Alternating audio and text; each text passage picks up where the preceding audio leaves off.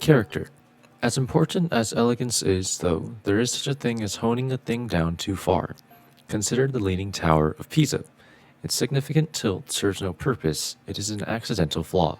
The lens of elegance would have us remove its tilt and turn it into the perfectly straight Tower of Pisa. But who would want to visit that? It might be elegant, but it would be boring. It would have no character. Think of the tokens in Monopoly: a hat, a shoe, a dog, a statue, a battleship. They have nothing to do with a game about real estate. Arguably, they should be themed as little landlords. But no one would do that, because it would strip Monopoly of its character.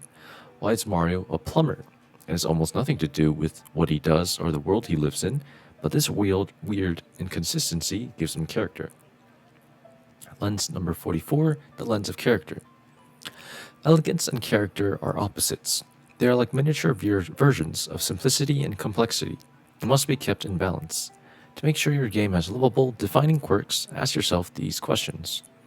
Is there anything strange in my game that players talk about excitedly? Does my game have funny qualities that make it unique? Does my game have flaws that players like?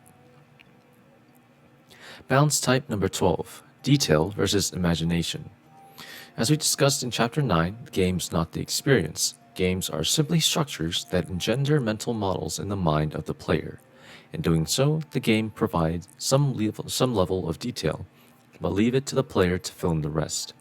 Deciding exactly what details should be provided and what should be left to the player's imagination is a different but important kind of balance to strike.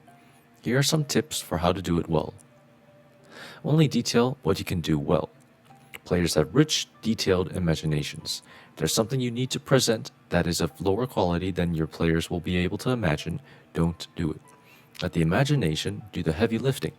Let's say you would like to play recorded dialogue for your whole game, but you don't have the budget for quality voice actors, or you don't have the storage space for all that dialogue. An engineer might suggest trying speech synthesis, that is, letting the computer speak for the characters. After all, it is cheap, requires no storage space, and can be tuned somewhat to sound like different characters, right?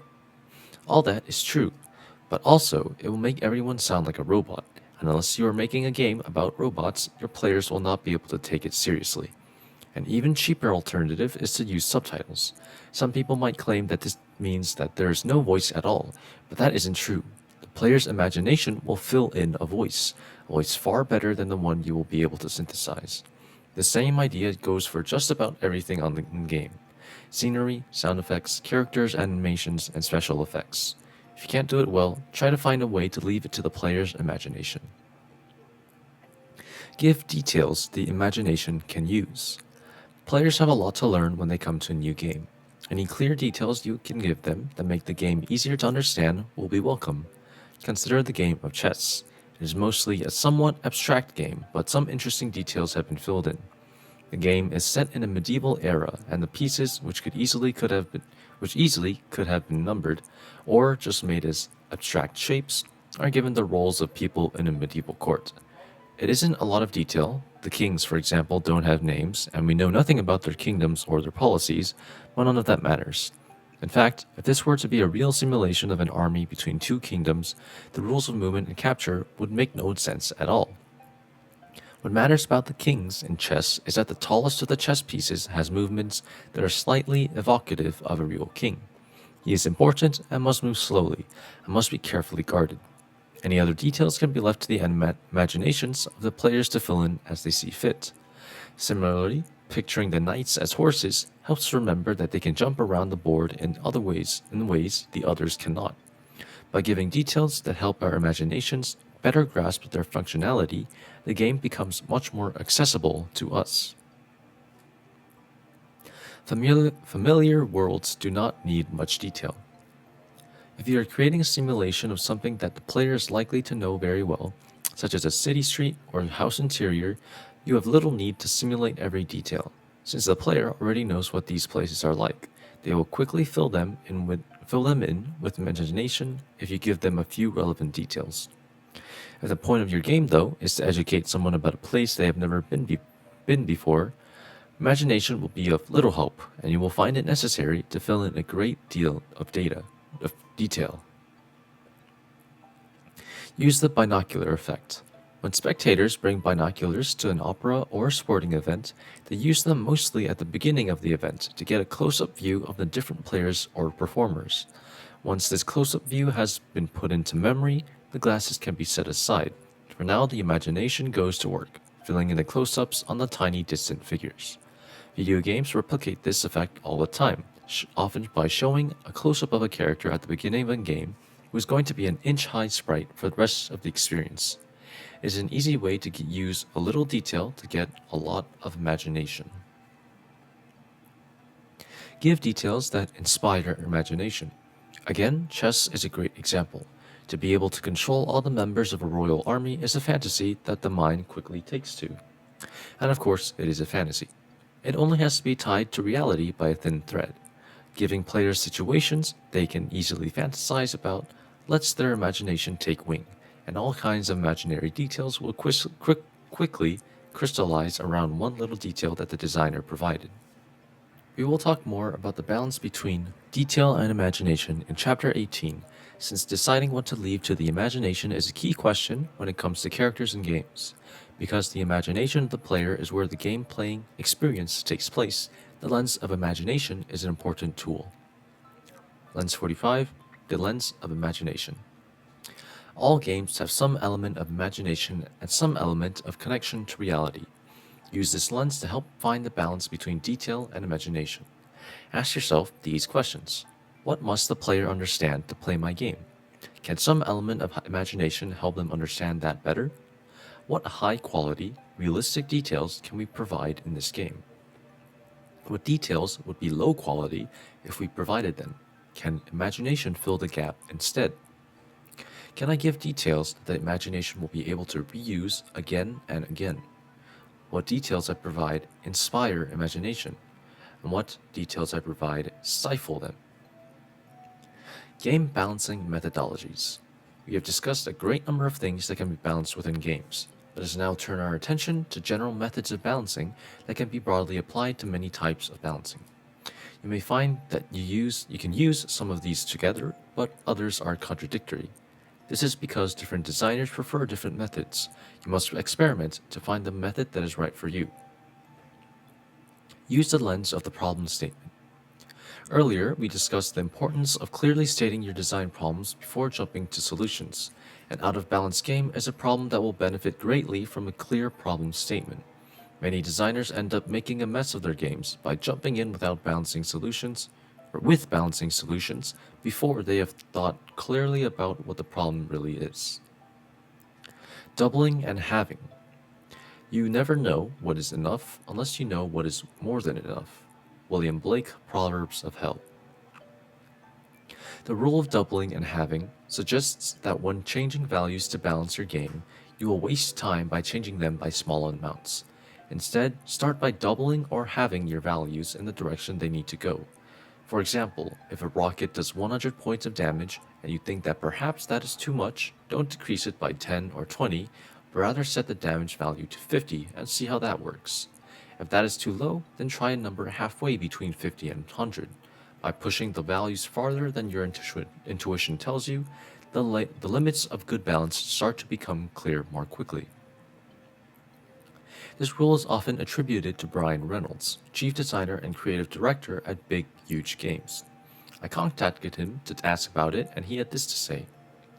That's indeed a principle I regularly use and espouse, but the original credit for it goes to none other than the illustrious Sid Meier.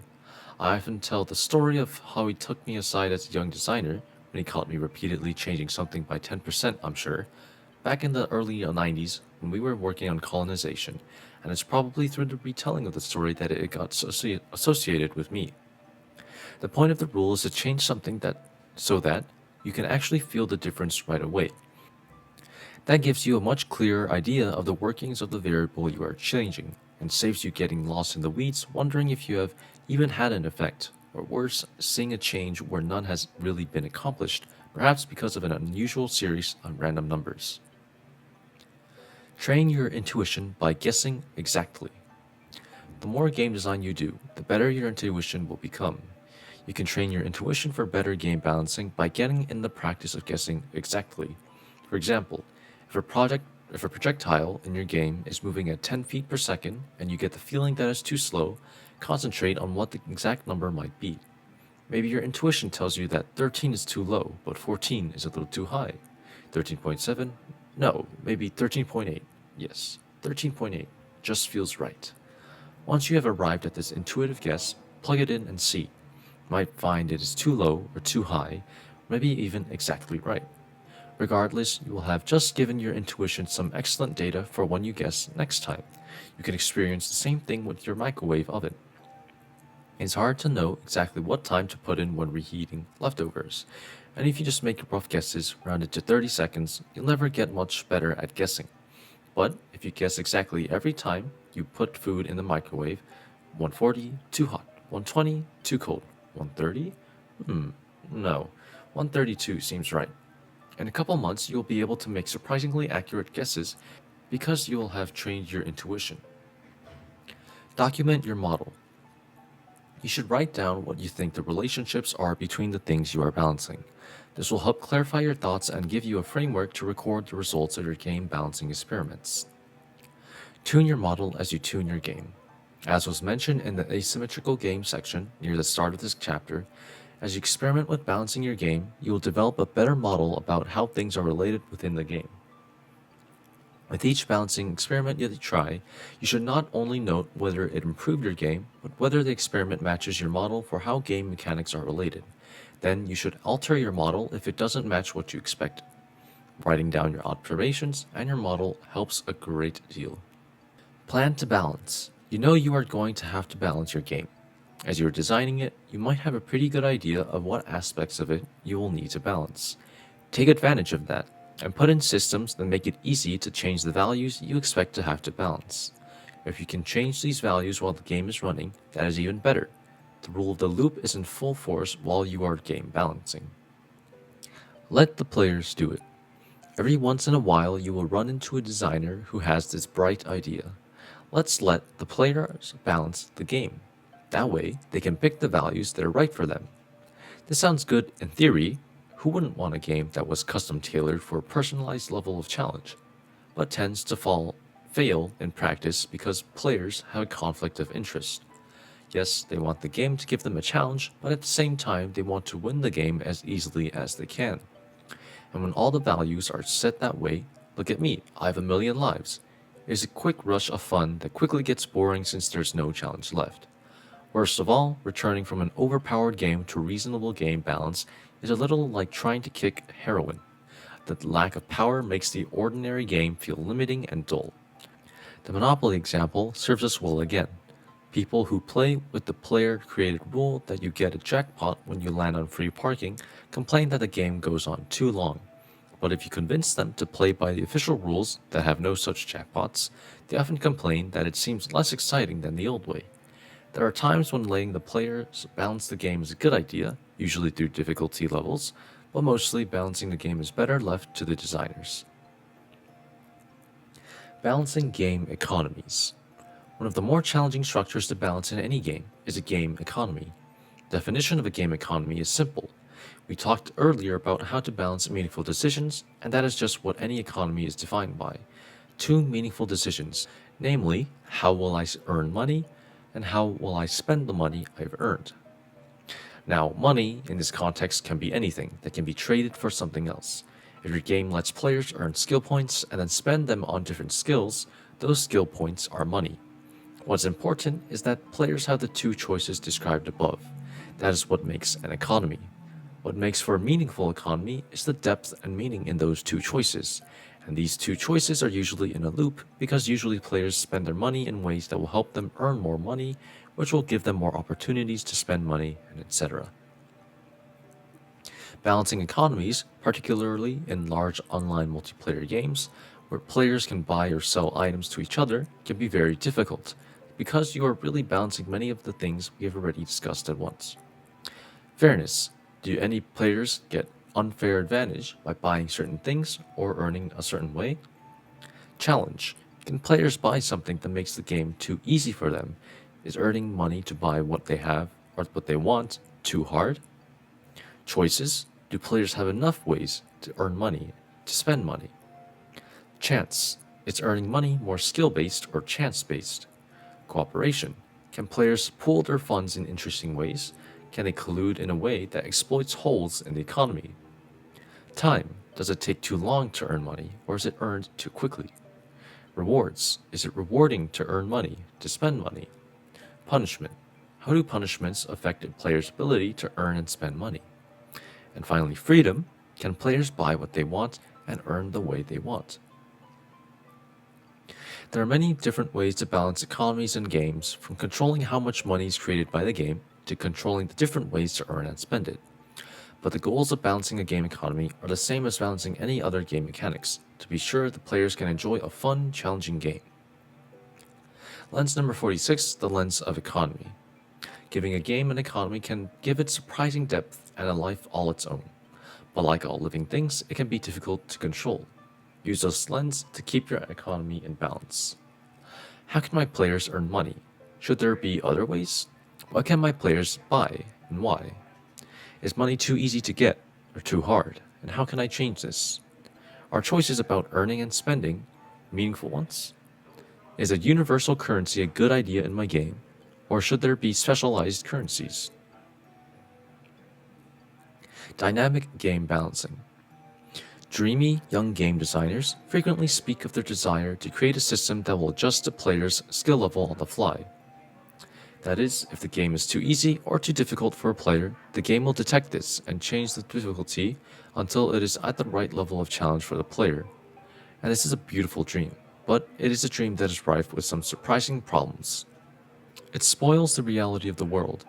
Players want to believe on some level that the game world they are playing in is real. But if they know that all of their opponent's abilities are not absolute, but relative to the player's skill level, it damages the illusion that these opponents are fixed challenges to be met and mastered. It is exploitable. If players know the game will get easier when they play badly, they may choose to play badly just to make an upcoming part of the game easy to get through, completely defeating the purpose of the self-balancing system. Players improve with practice. The Incredible Hulk for the PlayStation 2 caused some controversy by making the enemies get easier if you were defeated by them more than a certain number of times. Many players felt insulted by this, and others felt disappointed. They wanted to keep practicing until they could master the challenge, and the game took away that pleasure. This is not to say that dynamic game balancing is a dead end. I only mean to point out that implementing such a system is not so straightforward. I suspect that advances in this area will involve some very clear, counterintuitive ideas. The big picture. Game balancing is a big topic both in breadth and depth. I have tried to cover as many major points as possible, but each game has unique things that need to be balanced, so it would be impossible to cover everything. Use the lens of balance to look for any balancing problems the other lenses might have missed. Lens number 47, the lens of balance. There are many types of game balance, and each is important. However, it is easy to get lost in the details and forget the big picture. Use this simple lens to get out of the mire and ask yourself the only important question. Does my game feel right? Why or why not?